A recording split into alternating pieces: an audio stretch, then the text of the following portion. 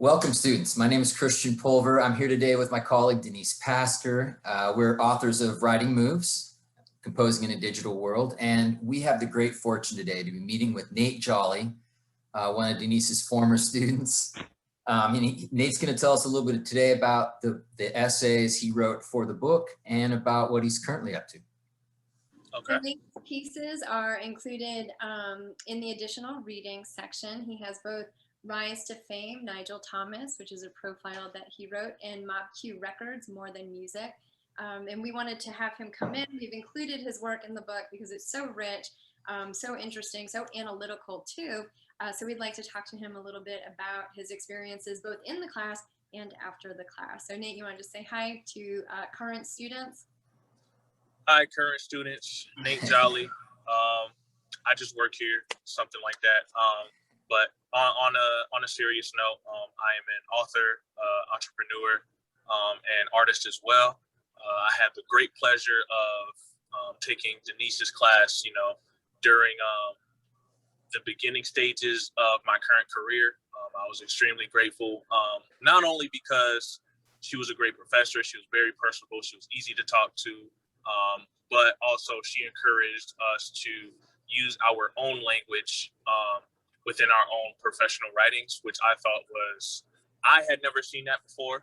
A lot of other professors, they want you to write in this almost cookie cutter way to be able to succeed. But the reality is, when you're able to speak authentically, it gives you more, I don't want to say leverage, but it gives you more authentic power, wherever you decide to put your writing. So after, of course, I have the two pieces in the book. I also wrote a poetry book called The Art of Inspiration, The Highest Human Act. It's available on Amazon or on my website as a digital ebook for those of you who are more technologically inclined. And it's essentially a book just I'm playing around with words and posing questions that, you can hopefully reflect on and, can help you through any difficult times. I've had numerous people tell me that, they've read the book and have had great experiences. It's pulled them out of, certain places mentally. So it's just been an honor to be able to not only write the book, but also, allow it to reach you guys and, a global stage. So yeah, that's brief synopsis about me. Like I said, I'm an artist as well. And for those who want to dive there, I'm also in the spiritual healing space as well. So I think that art itself is spiritual.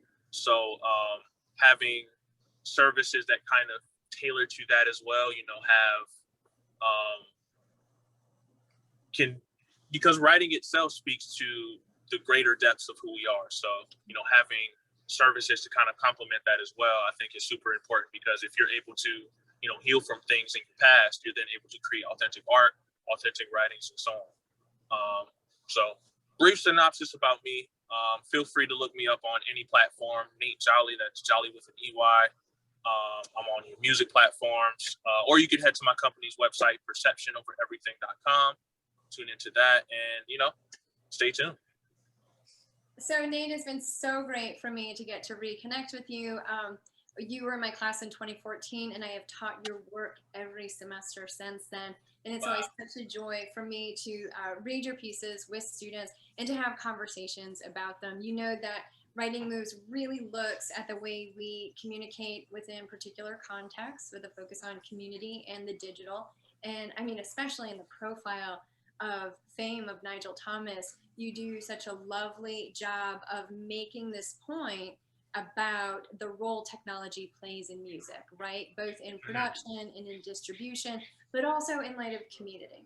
And as you do this, you shift between this writerly stance that you cultivate in the piece, and you also bring in and almost seamlessly move into Fame's voice. And you use quotes in that piece just in really sophisticated ways. That's something that my students always pick up on and I think try to echo as they work through it. Can you talk a little bit about your decision to focus on Fame, Nigel, and also what the process was like as you wrote that piece?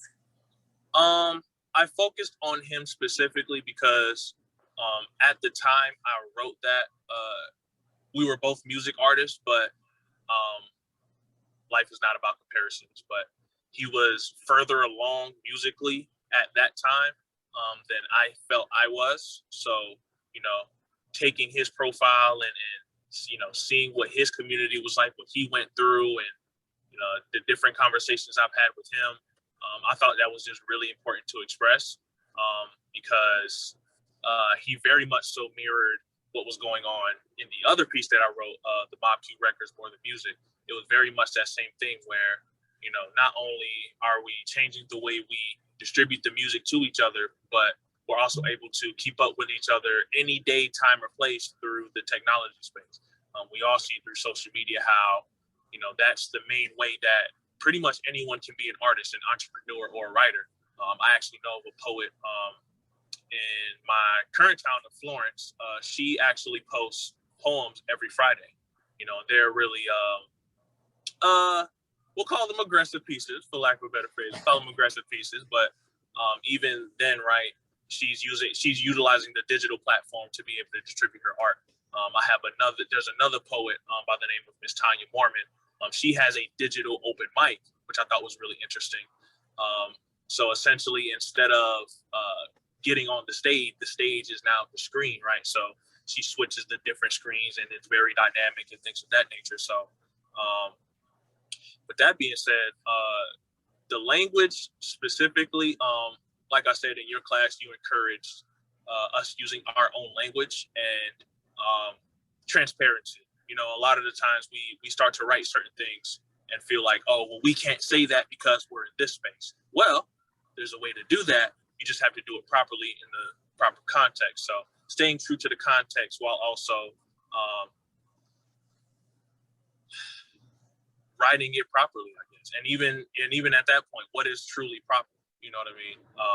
It's really about authenticity. If you're able to state your point authentically and as clearly as possible to the reader, that's really what you shoot for as a writer.